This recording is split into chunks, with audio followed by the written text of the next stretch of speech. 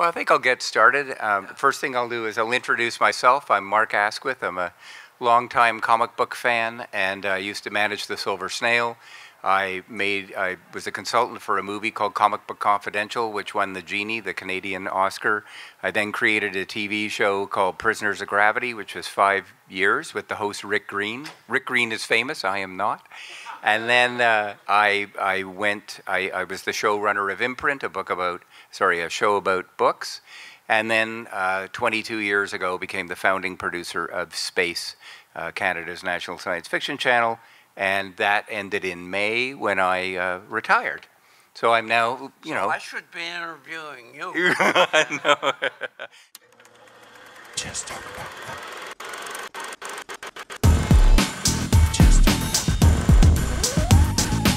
And our guest today is Denny O'Neil, who I've interviewed a couple of times. And to say comic book legend is an understatement. He is probably best known for his work on Batman as an editor and a writer. He also worked on one of the great breakthrough books, Green Lantern, Green Arrow, which garnered more publicity at the time than almost any other comic book had.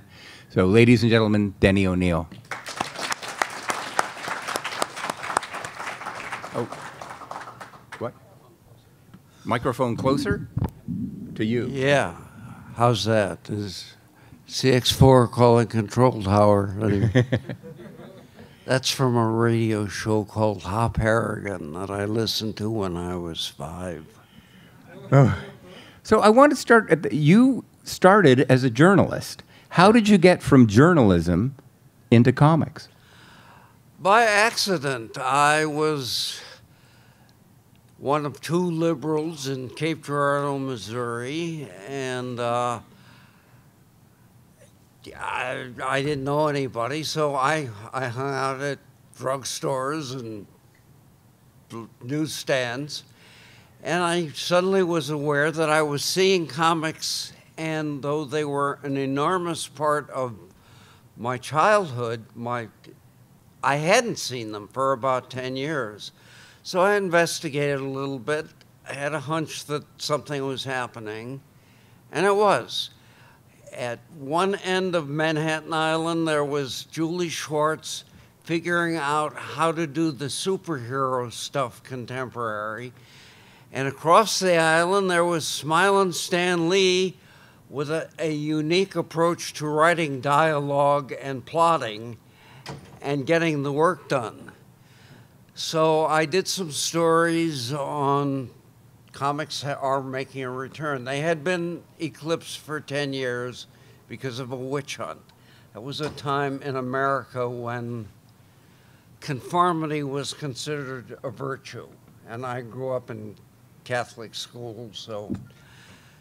Anyway, Roy Thomas's parents subscribed to the paper, and Roy saw these stories, so driving back from St. Louis one Sunday afternoon, I decided this school teacher, Roy Thomas, I'd stop in and see him, and for 2 hours, he opened the world.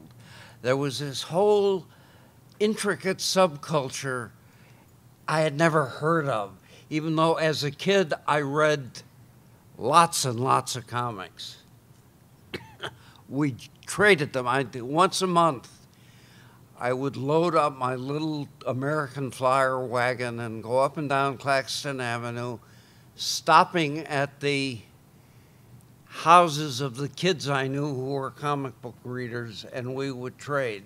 So my father was buying me 1 comic book a month, or a week. After Sunday Mass, we would stop and he would get a quart of milk for the family and a comic book for me. But I would get, with the trading gimmick, I'd get 20 new stories to read that way. And I don't remember the relationship I had with school. I have a hunch that I was finding Superman and Batman a lot more interesting than Dick and Jane and the damn ball that they were always chasing. I have a fairly severe case of ADD, and I question that I've ever learned anything in a classroom. I was from childhood on a constant reader, though I didn't come from a literary family. But I've always been interested in finding things out.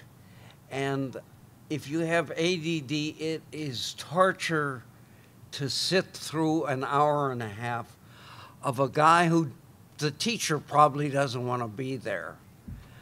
I married eventually the best teacher I've ever known. She loved kids. That's the secret of teaching grade school. Love children, and she did. My son is a college professor, and I occasionally teach at New York University. And if you're teaching at that level, you've got to love the subject.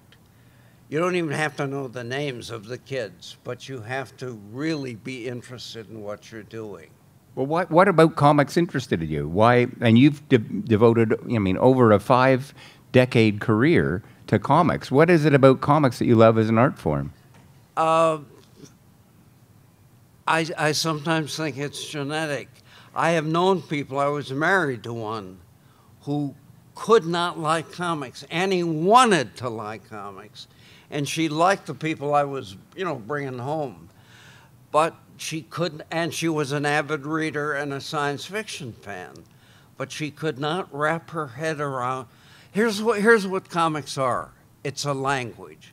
It is a language in which an image and an abstraction, words, combine to help each other out in the way a noun and a verb cooperate to make an English sentence. And there's something about the language. I just loved it from age 4 on. And other people, like the guy who reads the most novels I know, Paul Kupferberg, can't read poetry, just does not respond to it. I don't know why this is. I know that I have been a storyteller since age 7, and the people who last at this job are the ones who would be doing it if they weren't getting paid. They have a kind of need to tell stories. And the ones, some of you may qualify for this insult I'm about to deliver, who want to be part of the comic book scene, well, yeah, there's a lot of conventions to go to. But they don't tend to be good at the job. They don't tend to be really interested in this thing. You have to be not only willing but eager to close the door behind you for, in my case, 20 to 40 hours a week, and be alone with a computer and your head. And once upon a time, it wasn't a computer. It was a piece of typing paper. But Harlan Ellison is one of the best writers of the 20th century, and he ran into a wall. Harlan just died. He was a friend of mine, and last year was horrible for people not surviving. But he found that he could hold an audience brilliantly. And he once admitted that I have stiffed every editor on both coasts. Nobody trusts me anymore. I stayed with him once when I was doing a show for CBS, and I watched, he had a deal with NBC where he was going to have the Harlan Ellison science fiction show. They needed an act by Thursday. He could not make himself sit down to write 20 pages of dialogue. And of course, the show never happened. Well, how do you keep yourself, I mean, you're so prolific. How do you keep yourself going? He was unable to do it. I'm not as prolific as like the guy who wrote The Shadow for the pulps. Walter Gibson. Walter Gibson, yeah, a magician. When I met him, he did a contorted and restored napkin. That's how he introduced himself. First of all, you have to want to do it, as I said. There are people who can't stand the idea of being alone like that. Harlan got so he showed off after a while. He would be writing a story in the middle of a party of 100 noisy people. And he, you know, obviously that was his engagement party. There were a lot of writers there. And he, hey, Denny, how would you describe a man with long red hair? And, you know, he was like picking people out that he knew were writers. Well, that's a fine thing to do as a party stunt. It ain't writing. He also, on that same visit, went on the Today Show, had one of their performers suggest a story theme, and then for the rest of the day, he was in a store window on Fifth Avenue and 53rd Street, writing that story. Well, that's cute, and he also did a similar thing in LA, but it has nothing to do with storytelling. There are a lot of people now who don't do the basics. I disagreed with Jim Sugar about almost every, well, I agreed with him in principle, but in the way we implemented this stuff, no, dead disagreement. But he said you have to establish conflict by page 3. That's a draconian pronouncement. Don't generalize like that, but in principle he was right. You can read 3 issues of a story and not know the name of the villain. You have to establish things. Julie Schwartz made me do In Brightest Day and Blackest Night, no evil shall escape my sight. Those who worship evil's might, beware my power, Green Lantern's light. I had to do that once an issue, and I kind of resented it. And he was right, because that was a little touchstone for the readers, and it was like a drum roll. It told the readers something interesting is now going to happen. Well, you mentioned Green Lantern, Green Arrow. That was one of the very first comics to really deal in a substantive way with social issues. And you mentioned earlier that you were a liberal. Was that, here, I'll pour that water for you. Was that something really important to you? You wanted to use comics to educate people about certain issues? Yeah, I was the real deal. I went into the Navy believing everything I had been told by authority figures. God help me and forgive me. If we didn't stop them commies over in Asia, they was going to be eating off Mama's silverware. As I said, it was the time of conformity. By the time I got out of the Navy, I had met a lot of peaceniks. What they were saying was making sense.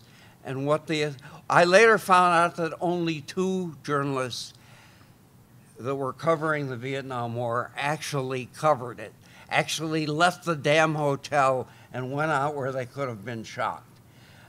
Dave Halberstam of the Times was one, and a guy whose name I'm not remembering who worked for Time was the other. And they were rewritten when the copy went to New York. But I was convinced that the peaceniks were right. I created a character based on the woman who was the country's leading radical at the time. The character is on television every week. It's played by one of the most attractive actresses in Hollywood, Leslie Tompkins, who chose to stay in the ghetto. Well, that's what Dorothy did. My Leslie was a doctor, and the real Dorothy was a journalist. I have a collection of stuff she wrote when she was a teenager, and she was the archetypical Greenwich Village chick. She was, by reputation, able to drink Eugene O'Neil under the table.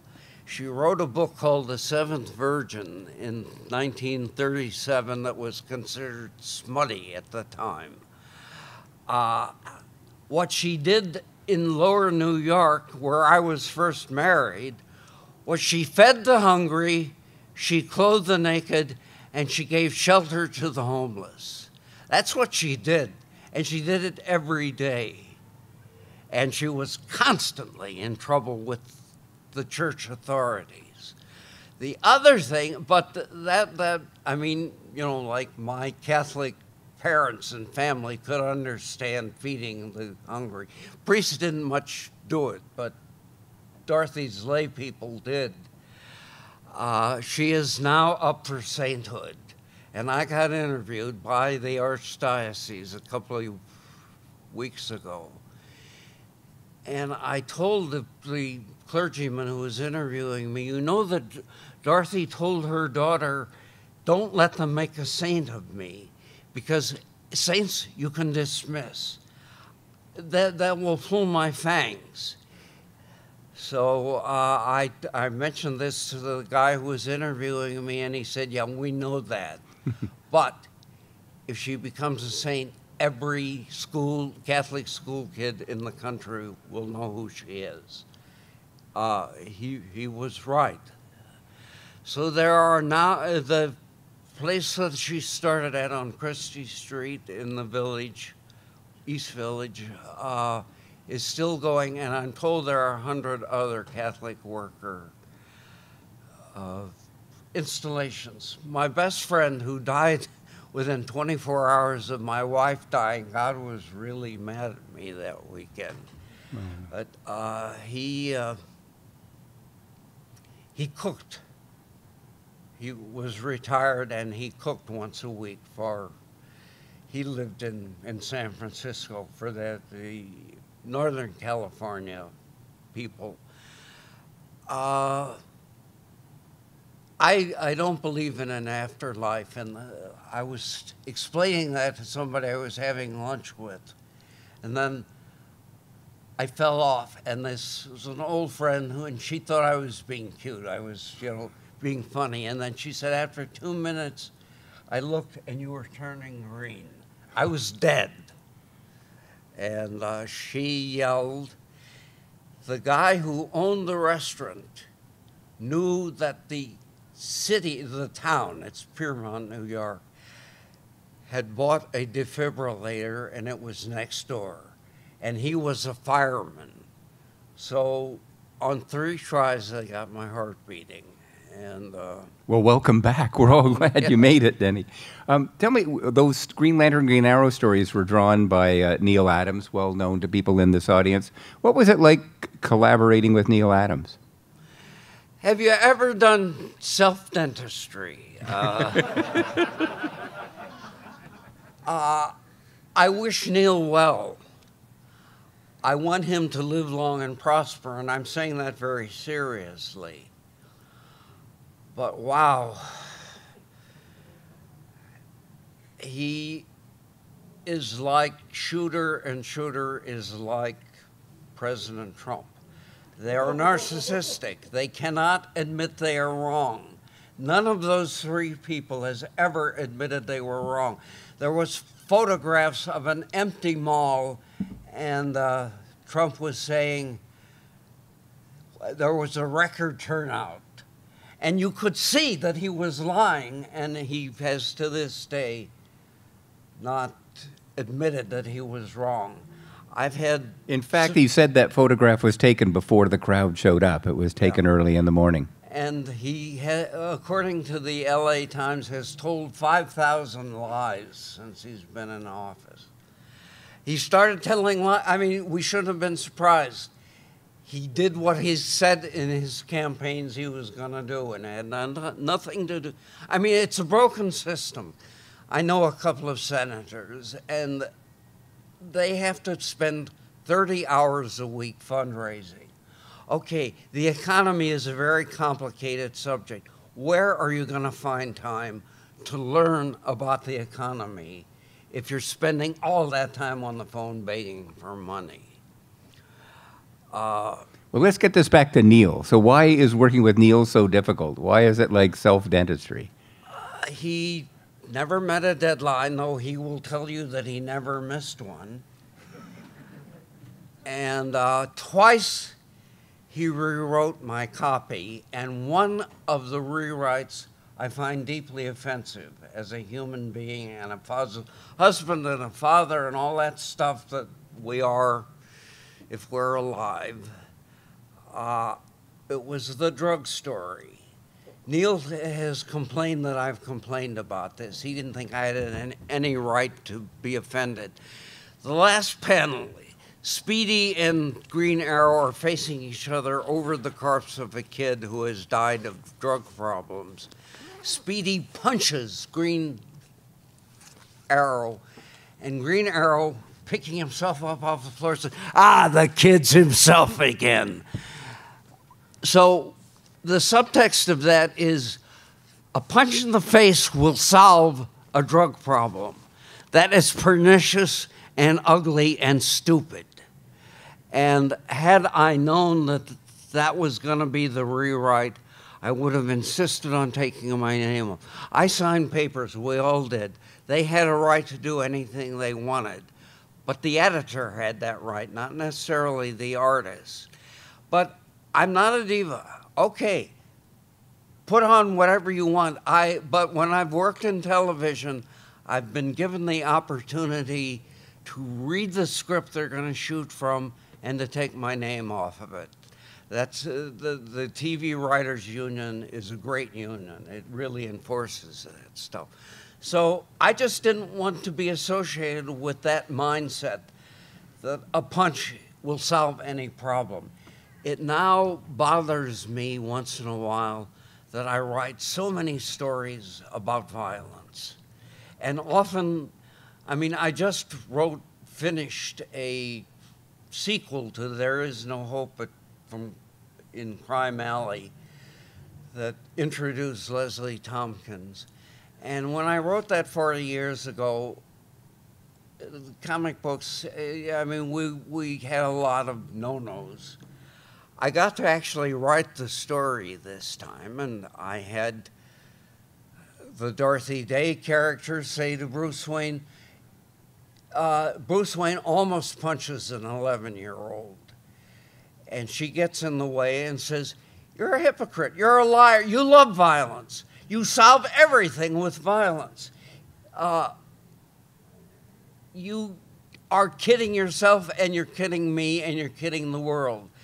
You don't have to do what you do. There's plenty of other things you could do to help the world. But no, you insist on hitting people." And now the parameters of writing comics have loosened to the point where you could have a sympathetic character say, "No, Batman is really not a healthy guy." In my own conception of him, yeah, he's there's a part of him that really likes it. And here's the private biography of Batman. He is now 33, because I was raised a Catholic, and that's when Christ got. What? The priests and nuns, if they get you when you're 7, they got you for life. So anyway, how did I get off on that? It's okay. The Jesuits have that saying, "Give me a child until they are 7, and I will give you the man."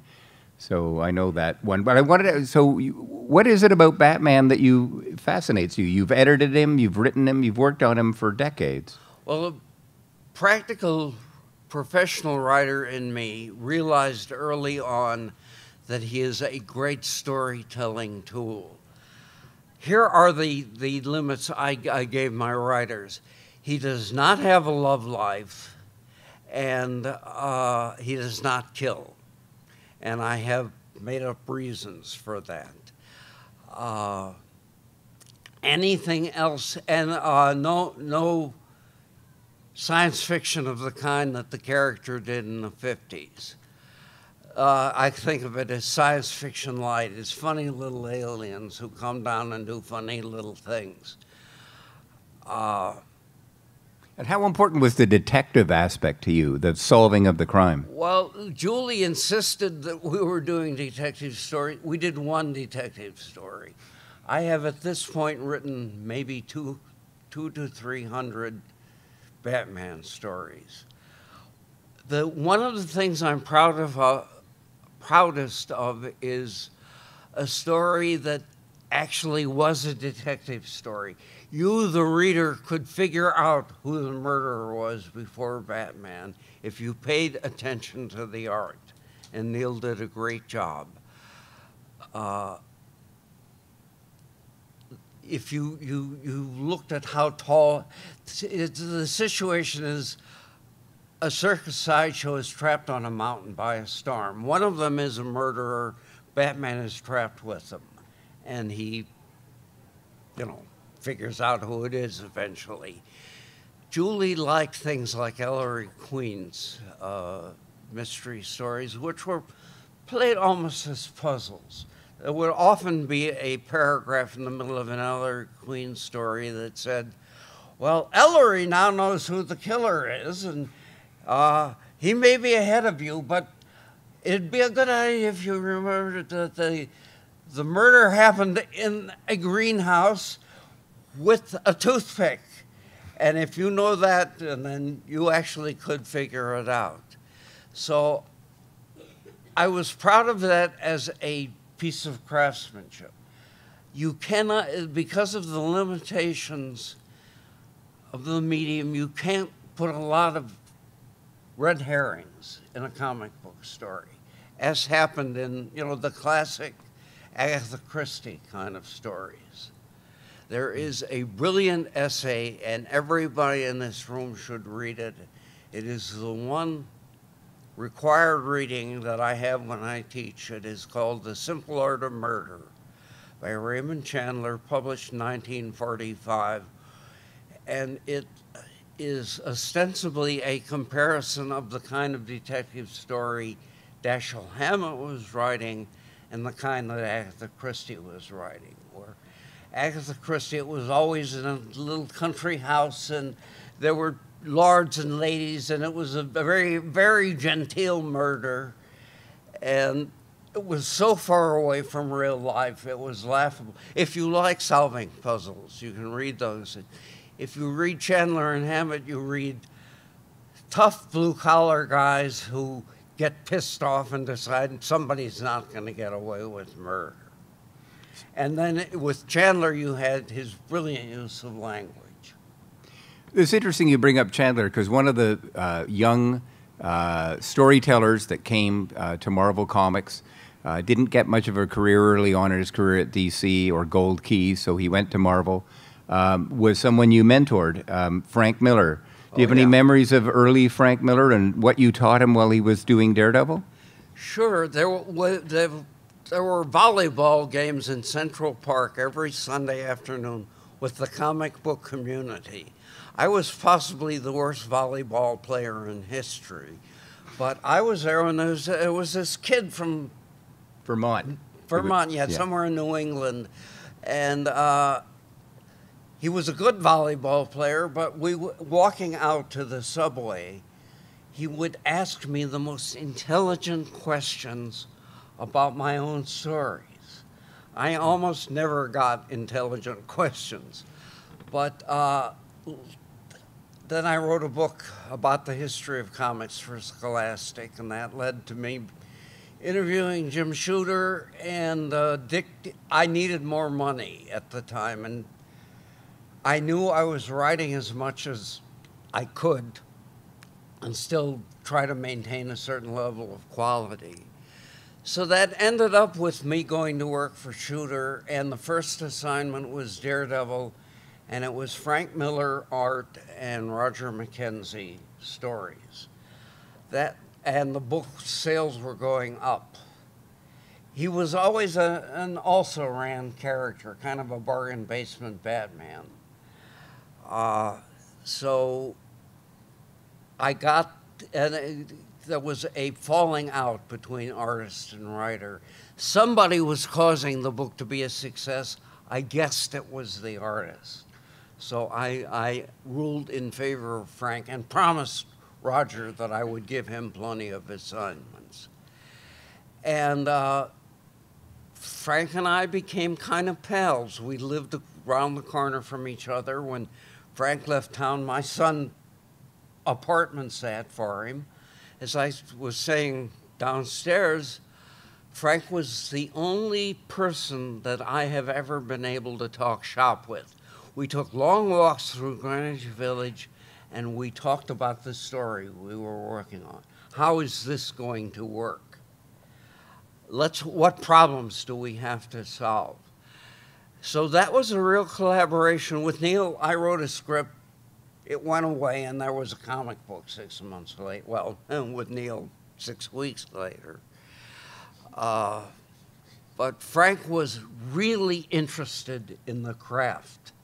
And he started reading, and then Mike Barr and I took him to his first martial arts movie, Broadway and 47th Street. And he was transformed. And then started reading Japanese comics and got into the Asian stuff. Eventually went to Japan and became Frank Miller. Then for a few years, he wasn't speaking to me. I took over Daredevil from him just as a temporary thing to fill in. You know, we had to have somebody write the thing, and there was no logical candidate. But I saw Frank 2 weeks ago. We're pals again, distant pals. We used to have dinner once a month. And if we found ourselves in the same city at the same time, we would take long walks and talk about story problems. As Klaus Janson said, he is enormously talented, but he kept his focus not on I'm getting famous, but on the stories he wanted to tell. That is the X factor. You have to want to tell stories.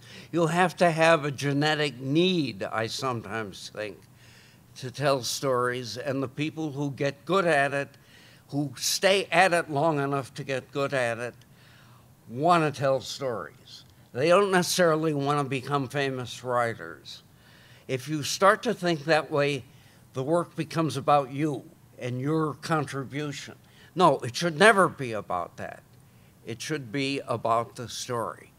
So with Batman, I could tell spook stories, I could tell detective stories, I could tell superhero stories. Very little that you couldn't do. As I said, I put a stupid science fiction and sex and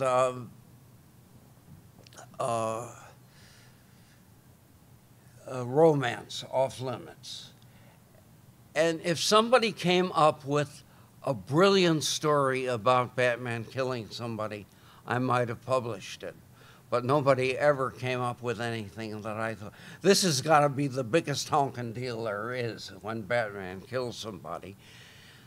Here's one of the differences between the current Batman guys and my merry men, whom I still see constantly, even though we live in different corners of the country. But we did a number of those long continuities. One of the longest of them was 2,200 pages. But this is how they came about. Somebody came into me with a really good story idea that needed a lot of pages to tell. And the story idea always came first. I think now they decide, I'm going to do a 1,500-page story and then start worrying about what story to tell. With us, Jordan came up with the earthquake idea, was the last big idea we worked on. And I wasn't sure. We told Paul Levitz on the January 3rd of next year, we are quitting. All four of us are quitting. So this gives you a year to, find people. Jordan came in after spending a long weekend by himself with the earthquake idea. Well, at this point, we'd been working together for 10 years. We knew we could do Batman stories. We could go on automatic pilot and do stories that nobody would find bad. But if we took Jordan's earthquake idea, we would be moving into territory we had never explored, and we would be working our asses off. And we decided that's the reason to do this. We can just fake it for the next year and be kind of bored, or we can do something we're not sure we can bring off. And 11 issues into it, I realized there is a basic flaw in this plot, and it's my fault for not catching it. The story ran out of energy with the 11th issue. So the 12th issue would have been tying up loose ends. Pretty boring stuff. But it wasn't too late, so I called Devin Grayson and Greg Rucka, explained the problem, explained how I would solve it if I were writing the stuff, but said, as I always did, if you have a better idea than mine, we'll go with yours. That was the best month of the year. I mean, they collaborated, one in California and one in Brooklyn, and did me a great story in about 5 days. So, as my son learned when he directed movies, half of it is casting. He had David Schwimmer playing a kind of goofy doctor in the show he did for HBO. Schwimmer was very good for that part, and that did half of Larry's directing, the part that had to do with acting. The actor was really good at doing it. There was a woman that nobody had heard of who came in to read for the leading lady. This was a story about the two guys who invented breast implants. And Emily Proctor, who had had one line in one movie, came in. HBO wanted to cast a name, and Larry fought for Emily. I've seen Emily's screen test, and yeah, I mean, she really nailed the part. But he felt that she was so good at the audition, it would be a terrible waste not to give her the part. So he cast a couple of other names, people who came in and worked for one day, had one scene. And it was an interesting thing for him to have done. The movie was generally well received and got one atrocious pan by my favorite critic. Talk about mixed feelings. This is my son's movie, and my favorite writer hates it. Let me open it up to questions from the audience. So who's got, no, there, okay, Batman shirt guy. First of all, you mentioned Daredevil. I loved your run on Daredevil back in the day. The question I was going to ask, ironically, is about the character, the question that you wrote in the 80s. So what's the question about the question? Your time writing the question. What was your time like working on the question? That was with Denys Cowan? Yeah, it was the best time I ever had making money with writing. Paul Levitz wanted me to start writing. I'd been just functioning as an editor for 6 months. Paul said, you got to start writing again. Choices were Captain Atom, who is just a version of Superman, and I've always had problems with God characters. And the question was a human scale character, but wow, his politics were savagely wrong. And I told Paul, I cannot possibly keep my conscience intact and write this. So he said, write what you want. So I was given carte blanche.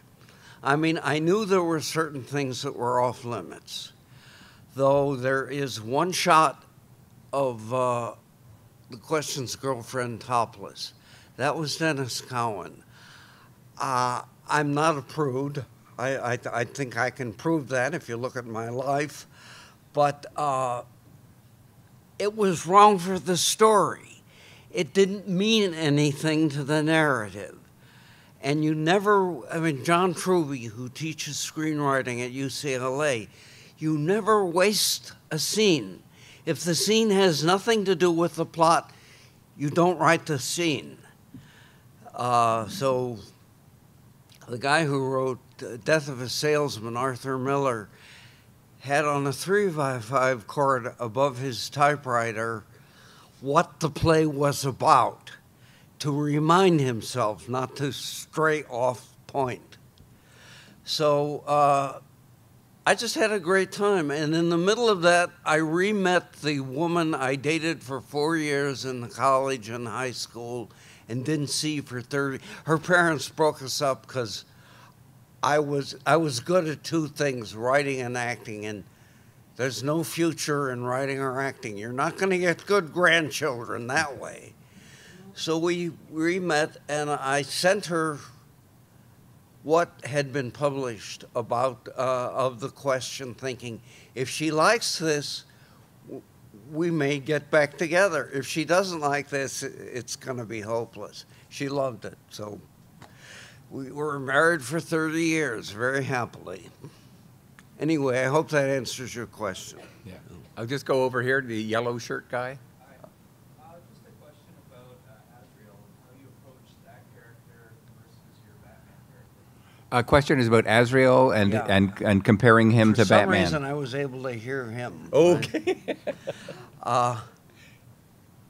This You're- is for the audience, too, These are so. brand new hearing aids, and I don't know how to make them work yet. Anyway, Azrael was a peculiar one. We knew we were going to do a year of Batman not being on stage. There's another story to tell about that. Anyway, because I was in charge of this entire very complicated year-long storyline, we knew we had to have a substitute Batman, and it fell to me as the one guy who was familiar with all aspects to create him. So I decided I would find out who Bat's natural enemies were. And I did some research, and I found out that we are Bat's natural enemies. Human beings are the natural enemy of Bat. So what was I going to do? Do Man instead of Batman? So I was thumbing through Funkin' Wagnall's Dictionary of Mythology, and the word Azrael struck me. And I read the material on it and thought, an evil angel, that's pretty good. I mean, that's not a bad place to start. So we started to craft the stories to lead up to that. If I had been able to tell you guys, the audience, that this character that we have just created was going to be the new Batman, we would have sold many copies. We did okay, but I thought if I do that, the marketing department will love me, but it'll kind of ruin the story that we're eventually going to tell. So that book has never been out of print, and this has a happy ending. As far as the other part of the Azrael story, we knew we were going to do this, and we knew we were going to take Batman off stage. We were at a retreat. I always tried to get once or twice a year everybody together away from New York. But I knew we were taking a chance with this. So either Scott Peterson or I called New York every 90 minutes and said, we want to emphasize that Batman will not be on stage for a year. At the end of the year, nobody will know anything had changed. And they kept saying, yeah, sure, do it.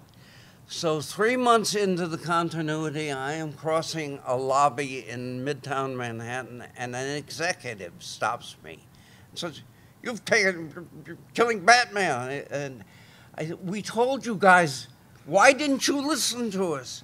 So we had to come up with that plot in which Bruce Wayne pretends to be Sherlock Holmes. I thought that, I wrote it, but I thought it really weakened the story that we were trying to tell. Martha Thomas's was our PR person who figured out a really interesting way to publicize that, which involved me talking to a classroom full of kids, and mostly high school kids. That was the day that O.J. Simpson and the white Bronco dominated the news. So Martha did a good job of inviting reporters and TV people, and we got very little publicity. Well, let me open it up to one. I think we have time for one more question, maybe two. I'm going to go to the back. Anybody at the back? Okay, over here. Yes, sir.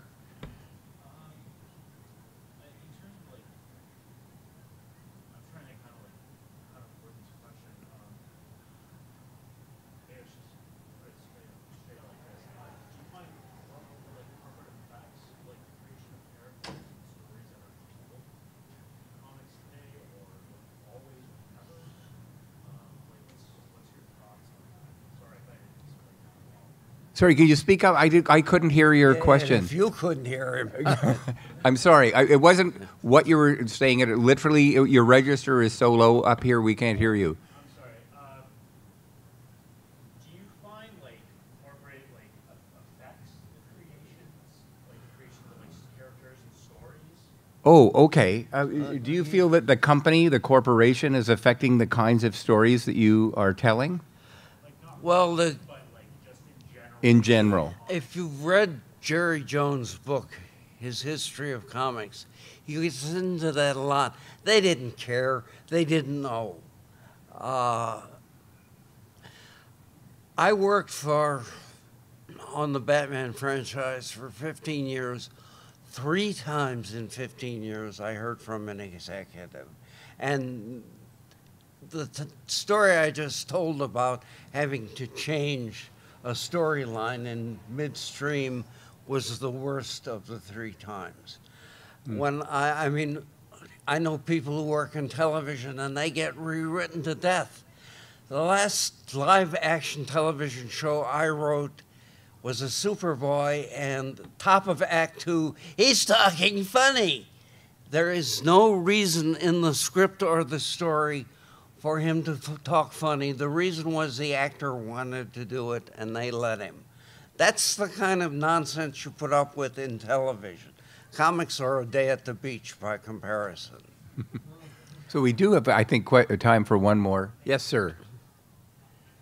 Yep. Yeah. You started telling us about the biography of Bruce Wayne. You said he was pretty clean, and then he went on top.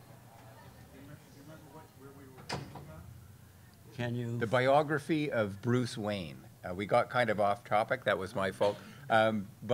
So how would you fill in the biography of Bruce Wayne? Well, I've never gotten from another writer what I think Bruce should be. I gave up after a while.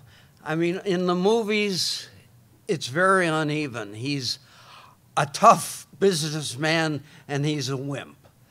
In the same movie, my Bruce Wayne was the guy who inherited the A&P fortune. He was a billionaire. He was a dilettante. He didn't participate in the business much, but I wrote when he published Show magazine. I did a couple of stories for him. He was a nice man, a lot of wives, a lot of wasted money, but not very bright. So my Bruce Wayne would buy a brand new Ferrari and dent the front fender within an hour. He would, his love life would be Gotham City full of models who say, yeah, well, I had a date with Bruce and he was not feeling well. He had to take me home at 11. And of course, an hour later, he's on a rooftop. But I didn't think it was psychologically, it wasn't comfortable for me to give him a love life. At the very least, he would be the worst boyfriend in history. And these are the things that are interpretations. My predecessor on the Batman books gave him a love life, and that was not wrong for what he was doing. I was doing something else. Does that answer the question? I think so. Well, let's all thank. Is that go? Was that okay? And we've just been wrapped, so let's all thank Denny O'Neil for his time and his stories.